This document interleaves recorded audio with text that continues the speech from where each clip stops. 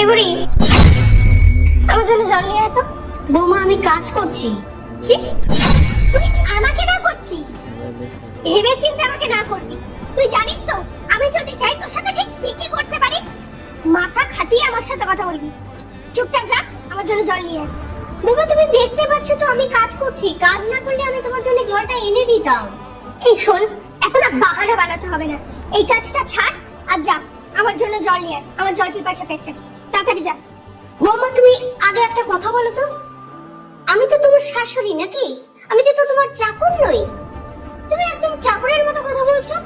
শোন, তুই না এইবারে চাকরি, কারণ চাকর হওয়ার থেকে বেশি তোর কোনো অকাত নেই, সেজন্য তুই আমার বাড়ির চাকর, বুঝতে পারলি? বৌমা তুমি এটা মনে রেখো যে এটা ততদিনই সম্ভব যতদিন পর্যন্ত আমার ছেলে জানতে পারবে না। যেদিন আমার ছেলে জানতে পারবে যে তুমি আমার সাথে কি